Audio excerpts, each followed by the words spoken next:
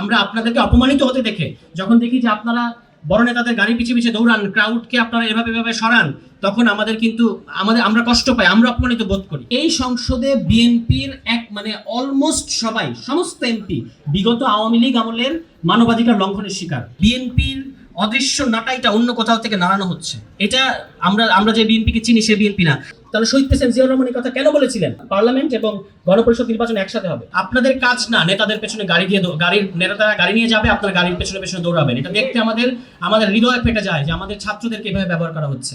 আর কোথা থেকে নেপো কিডসরা আসবে, তারা অক্সফোর্ডে পড়ে, তারা কেমব্রিজে পড়ে, তারা দেশের বাইরে থাকে, ওই নেপো কিডসরা এসে বিসিবি দখল করবে।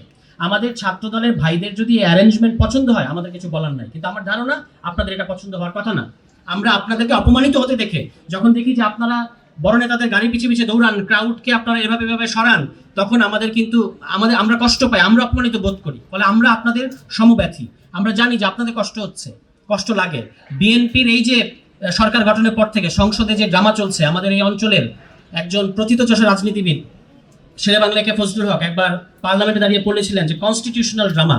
তো এখন যে ড্রামা, যে নাটক মঞ্চস্থতে আমরা দেখছি, এই নাটকের কিন্তু সবাই কিন্তু কুশীলব না। সবাইকে আপনারা ওখানে দেখতে পাচ্ছেন, পার্লামেন্টের ভেতরে আমরা দেখতে পাচ্ছি বেশিরভাগই দর্শক, তাদেরকে বলা হয়েছে মুখ বন্ধ রাখতে হবে। কিভাবে এটা আমরা বুঝি?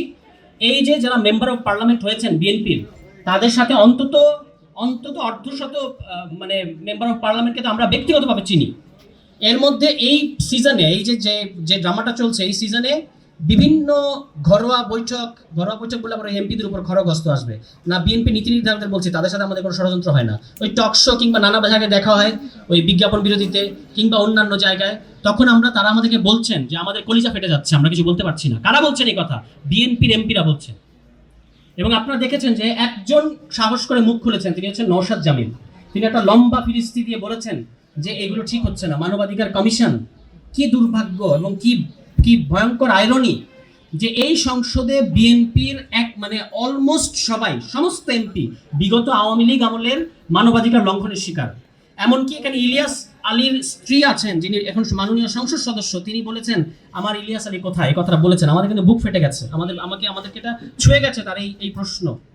তিনি এই সংসদে উপস্থিত, হুম্মাম কাদের এই সংসদে উপস্থিত, তিনি নিজে গুমের শিকার এবং আরো গুমের শিকার ফ্যামিলির মেম্বাররা এই সংসদে উপস্থিত।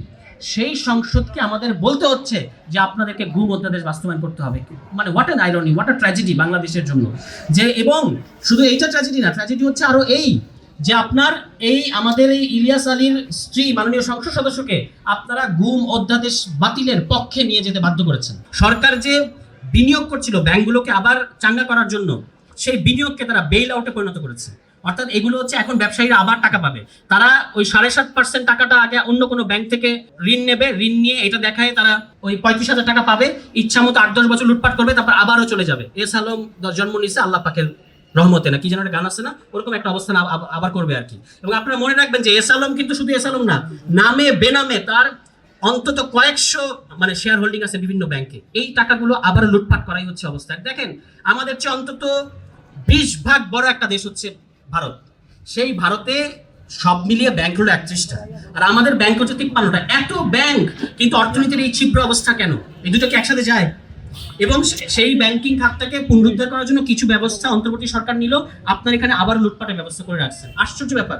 এখানে তারা বলেছেন আবার খুব দুর্দান্ত এবং খুব একটা জ্ঞানগর্ভ কথা, যে আমরা অর্থনীতিতে অলিগার্কি ভেঙে দেবে বলেছে তারা এই নির্বাচনী প্রতিশ্রুতিতে। কিন্তু যেটা নিয়ে আসছে সেটা হচ্ছে একটা নতুন ধরনের অলিগার্কি। তা আমরা জানি না, আমাদের কাছে মনে হচ্ছে বিএনপির অদৃশ্য নাটাইটা অন্য কোথাও থেকে নাড়ানো হচ্ছে। এটা আমরা যে বিএনপিকে চিনি সে বিএনপি না। এরকম ড্রাস্টিক্যালি অধ্যাদেশগুলো বাতিল করার কথা না, সংবিধান সংস্কার কমিশন করবে তারা বলেছে। এটা বলে আমি শেষ করি। শহীদ প্রেসিডেন্ট জিয়াউর রহমানের ঐতিহাসিক সীমাবদ্ধতা ছিল এই যে তিনি কোনো এক মাথা মোটা উকিলের বুদ্ধিতে, নিশ্চয়ই এটা এই গ্যাপটা আমি মিলাতে পারি না, তিনি 1978 সালের 17 এপ্রিল দ্বিতীয় সামরিক ফরমানের দ্বাদশ সংশোধনীতে বললেন পরিষ্কার, this is part of our history. আমি ছাত্রদল এবং বিএনপি নেতাদের বলবো আপনারা আপনাদের ইতিহাস পড়েন।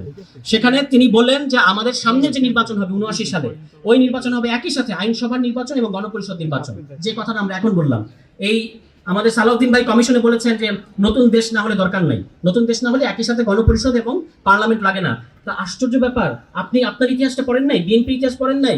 তাহলে শহীদ প্রেসিডেন্ট জিয়াউর রহমানের কথা কেন বলেছিলেন যে আমাদের ওই পার্লামেন্ট এবং গণপরিষদ নির্বাচন একসাথে হবে, এইটা ফরমান তিনি জারি করেছিলেন। কিন্তু মানে দুর্ভাগ্যজনক বিষয় হচ্ছে কেন তিনি এখান থেকে সরে গেলেন, কেন আবার সংসদ নির্বাচনে ঢুকলেন, এটা আমি ঠিক বুঝতে পারি না। এই গ্যাপটা আমি মেলাতে পারি না। তো আমি এটা নিজের কাছে একটা উত্তর দিই যে কোনো এক মাথা মোটা উকিল নিশ্চয়ই বুদ্ধি দিয়েছেন, যে কোনো এক মওদুদ আহমদ আমার ধারণা, কিংবা এখনকার কোনো এক আইনজীবী। কারণ আইনজীবীরা, আমি ভাই একটা কথা বলি, এখানে আপা আছেন আইনজীবী, সংবিধান নিয়ে আইনজীবীরা যেগুলো বলে এগুলো শোনার পরে আর পরে আমার আদালতে ডাকবে, এগুলো আর বলবো না।